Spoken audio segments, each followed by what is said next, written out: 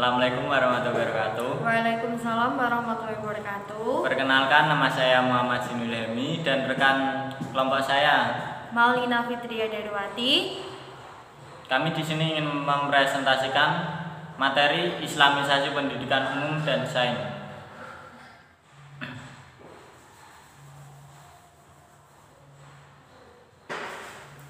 Pembahasan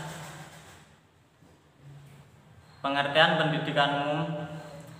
Secara umum, pengertian pendidikan merupakan bentuk usaha secara sadar dan terencana yang bertujuan mewujudkan suasana serta proses pembelajaran untuk para peserta didik agar aktif dalam mengembangkan potensi di dalam dirinya, sehingga nantinya bisa memiliki kecerdasan, kekuatan pengendalian diri, spiritual, agama, kepribadian, akhlak mulia, dan keterampilan yang dibutuhkan dirinya dan juga masyarakat. Selain itu, pendidikan juga bisa didefinisikan sebagai proses pembelajaran untuk peserta didik agar dapat memahami dan mengerti serta menjadikan sebagai manusia yang lebih kritis ketika berpikir. Pendidikan bukan hanya bisa didapatkan secara formal seperti program dan sekolah yang sudah direncanakan saja, namun juga bisa didapatkan melalui pendidikan non formal yang didapatkan dari kehidupan sehari-hari, baik yang dialami atau dipelajari melalui orang lain. Kemudian nomor 2, konsep pendidikan umum. Menurut SK Dirjen Dikti nomor 32 tahun 1983 disebutkan bahwa komponen dasar umum dalam hal ini komponen mata kuliah dasar umum pendidikan umum diarahkan untuk melengkapi pembentukan kepribadian bidang dengan pengembangan kehidupan pribadi yang memuaskan, keanggotaan keluarga yang bahagia, dan kewargaan masyarakat yang produktif, serta kewargaan negara yang bertanggung jawab.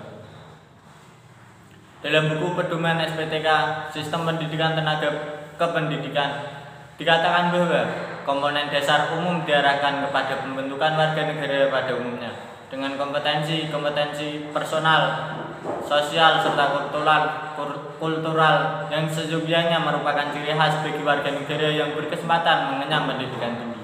Dalam SK Mendiknas disebutkan bahwa pendidikan umum ialah pendidikan yang bersifat umum, yang wajib diikuti oleh semua siswa dan mencakup program pendidikan moral Pancasila yang berfungsi bagi pembinaan warga negara yang baik.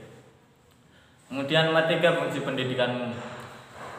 Dalam Undang-Undang Sisdiknas nomor 20 tahun 2003 bab 2 pasal 3 dikatakan bahwa pendidikan nasional berfungsi mengembangkan kemampuan dan membentuk watak serta peradaban bangsa yang bermartabat dalam rangka mencerdaskan kehidupan bangsa, bertujuan untuk berkembangnya potensi peserta didik agar menjadi manusia yang beriman dan bertakwa kepada Tuhan Yang Maha Esa, berakhlak mulia, sehat, berilmu, cakap, kreatif, mandiri, dan menjadi warga negara yang demokratis serta bertanggung jawab.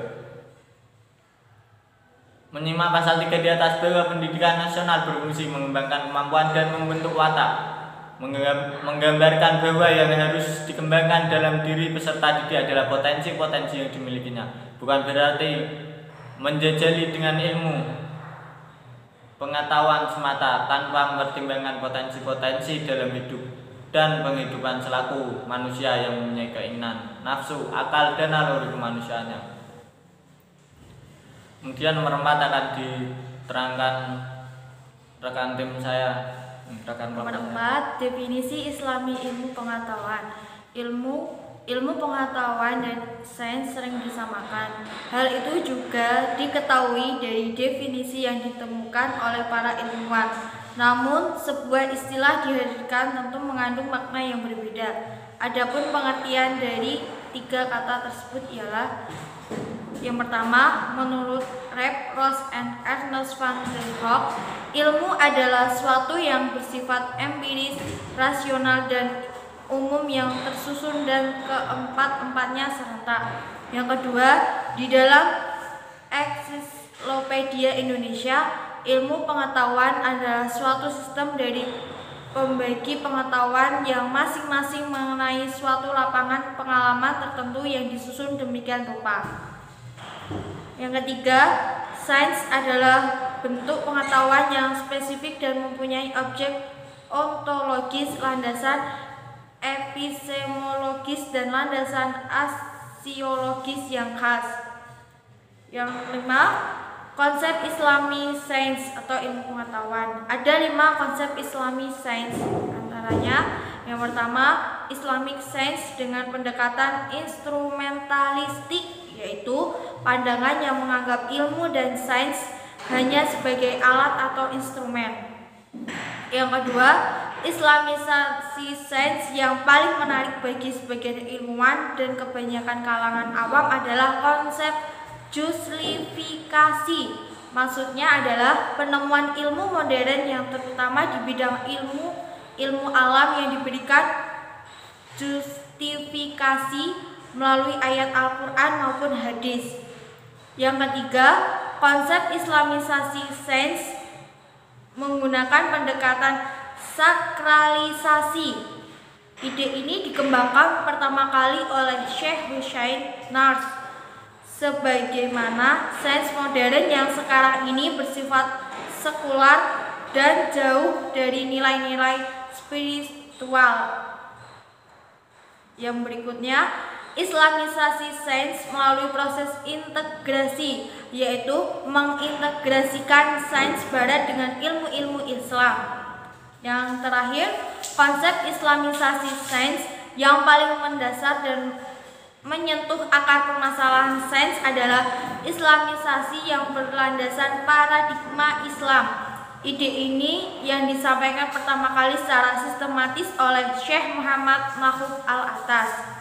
Yang keenam, langkah-langkah Islamisasi sains.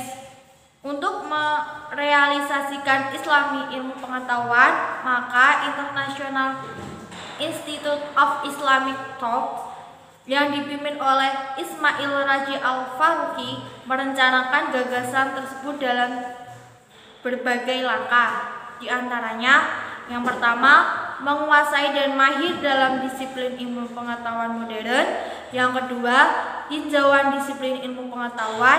Yang ketiga, menguasai warisan Islam. Yang keempat, penentuan penyesuaian Islam yang khusus terhadap disiplin ilmu pengetahuan. Yang kelima, penelitian kritis terhadap disiplin ilmu pengetahuan modern. Yang keenam, penilaian kritis terhadap warisan Islam. Ketujuh, kajian masalah utama umat Islam. 8. Melakukan analisis kreatif dan sintesis. 9. Membentuk kembali disiplin ilmu modern dalam kerangka kerja Islam dengan menulis kembali buku teks agar visi-visi baru tentang pengertian Islam serta pilihan-pilihan kreatif sebagai realisasi gagasan Islami ilmu pengetahuan. Dan yang terakhir, pendistribusian ilmu yang telah diislamkan. Saya rasa cukup presentasi yang kami sampaikan. Mohon maaf bila ada kurangnya. Wassalamualaikum warahmatullahi wabarakatuh. Waalaikumsalam warahmatullahi wabarakatuh.